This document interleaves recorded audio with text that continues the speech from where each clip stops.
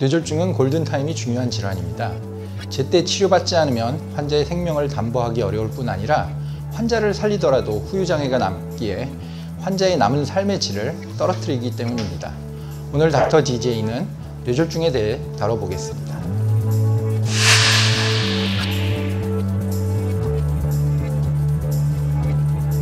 뇌경색과 뇌출혈을 합하여 뇌졸중이라고 표현하며, 뇌경색은 뇌혈류가 막히거나 떨어져 뇌세포가 손상되는 질환을 말합니다. 뇌출혈은 뇌혈관이 터져 뇌에 피가 고여 혈종을 형성한 질환을 말합니다.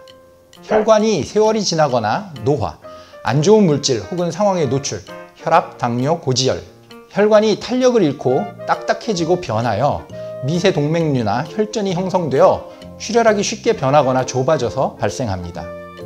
많은 나이, 남성 호르몬, 스트레스, 흡연, 폐경기 후 여성 호르몬의 감소, 심방세동, 과거의 뇌졸중의 과거력, 고혈압, 당뇨, 고지혈증, 비만, 과도한 음주 등이 위험인자에 속합니다. 일반적으로 3시간 이내 치료가 시작되는 것이 중요합니다. 뇌경색도 사용할 수 있는 약제나 치료 방법 및 예후가 시간마다 다르기 때문입니다. 뇌출혈의 경우에도 뇌손상이 진행되기 전에 치료하는 것은 매우 중요하기에 시간은 아무리 강조해도 지나치지 않습니다. 독일 민스터대 연구팀은 뇌졸중 병력이 없는 1797명을 12년간 추적 관찰하며 뇌졸중이 일어난 사람과 그렇지 않은 사람을 비교하여 분석하였습니다. 그 결과 연구 대상자 중 425명에서 뇌졸중이 발생하였다고 합니다. 이들은 대조군과 비교하였을 때 뇌졸중 진단을 받기 전부터 우울 증상이 나타났고, 급성 뇌졸중을 경험한 이후에 우울 증상이 심해지며 몇 년 동안 지속되었다고 합니다. 우울증이 뇌졸중을 유발하는 이유는 아직까지 명확하게 밝혀지지 않았습니다. 다만 전문가들은 우울증이 혈소판, 교감신경계에 영향을 주며 혈액응고나 혈소판 수축과 같은 문제를 일으키는 것으로 추정하고 있습니다. 이 밖에 우울증으로 인한 잦은 흡연과 신체 활동 감소 역시 뇌졸중 위험을 높이는 것으로 알려져 있습니다. 뇌졸중이 온 부위의 기능에 문제가 생기는 것으로 의식장애, 반신운동마비, 반신감각마비, 언어장애, 어지럼증, 갑작스런 두통과 구토, 시야장애, 복시, 삼킴장애 등의 증상이 있을 수 있습니다. 소위 본인은 압니다. 평상시와 다르게 어떤 방법을 쓰더라도 증상 호전이 없습니다. 빨리 주위에 도움을 요청하시고 응급실로 오셔야 합니다. 뇌졸중 자체가 유전이 되는 것은 아니나 가족은 비슷한 환경에서 비슷한 식사 습관과 생활 습관을 갖기 때문에 환경적인 영향을 비슷하게 받아 가족 중에 뇌졸중 환자가 있으면 1.5배 정도 높게 뇌졸중이 발생할 수 있다고 합니다. 고혈압을 오래 앓고 있어 뇌졸중을 항상 조심하고 있는 편인데요. 겨울이면 외출은 되도록 삼갑니다. 뇌졸중이 새벽에 잘 발병하는 질환이라 숙면을 위해 수면 유도제도 먹고 있습니다. 만약 제가 뇌졸중 증상이 나타나면 청심환을 먹으면 좋다는 이야기를 듣고 청심환을 항상 집에 두고 먹는 편입니다. 제가 하고 있는 방법들이 뇌졸중을 예방하는 방법이 맞는지 궁금합니다. 겨울에 외출을 삼가한다고 하셨는데 온도 변화가 많을수록 뇌졸중이 발생할 확률이 높아집니다.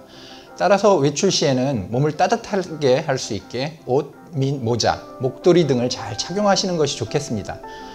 하지만 더운 여름날에 땀을 많이 흘리면 탈수되기도 쉬워 오히려 뇌졸중이 발생할 위험성을 더 높이는 결과를 가져올 수 있습니다.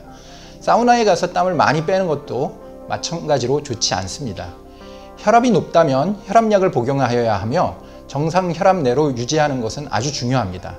숙면은 중요하나 수면 유도제가 부작용이 없는 것은 아니어서 수면 유도제 없이 잠을 잘 수 있다면 굳이 복용할 필요는 없어 보입니다. 뇌졸중 증상이 나타나면 뇌출혈인지 뇌경색인지 파악하는 것이 우선이므로 가급적 빨리 병원으로 내원하셔서 진단을 받는 것이 중요합니다. 청심환 자체가 뇌졸중을 예방할 수 있다는 근거는 없습니다. 뇌세포는 단 몇 분만 혈액 공급이 안 되어도 손상됩니다. 한 번 죽은 뇌세포는 다시 살릴 수 없으므로 증상 발생 시 병원으로 빨리 내원하여 원인을 밝히고 치료를 해야 합니다. 뇌경색은 3시간 이내 병원에 오는 경우 혈전용의 치료가 가능합니다. 이 치료는 약물로 혈전을 녹이는 것으로 시간이 지나면 시행하기 어려워서 빨리 골든타임 내에 병원에 오시는 것이 중요합니다. 뇌출혈은 지주막하 출혈의 경우 뇌출혈이 발생한 동맥류의 경부를 결찰하거나 호의를 이용한 색전술을 시행하여 뇌실질내 출혈의 경우 출혈량이 많아 뇌손상이 클 경우 개두술 및 혈종 제거술을 시행합니다. 뇌졸중의 재발을 막으려면 원인 질환 치료를 하고 뇌경색은 혈전 예방제를 사용합니다. 뇌가 급성기 치료 후 안정화되면서 일부 기능이 회복될 수 있습니다. 하지만 6개월 정도 지나도 회복되지 않으면 통상 후유장애로 생각합니다. 따라서 6개월 이내의 재활치료는 상태 호전을 기대하며 치료를 받으나 6개월 이후에는 유지를 위하여 치료를 지속해 나가는 방향으로 바뀌게 됩니다. 뇌는 신체 다른 부위의 통증을 느낄 수 있으나 뇌 자체는 통증이 없습니다. 피부, 뇌혈관, 뇌막, 골막 등의 통증 감각이 분포합니다. 따라서 일정 부위의 통증은 큰 의미는 없습니다. 통증과 동반된 증상이 훨씬 중요합니다. 다만 혈관이 터질 때에는 그 부위에 극심한 통증이 발생하긴 합니다.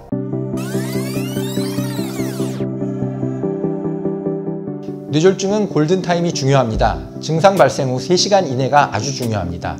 빨리 응급실로 오셔야 합니다. 닥터 GJ, 오늘은 뇌졸중에 대하여 알아봤습니다. 오늘은 여기까지입니다. 감사합니다.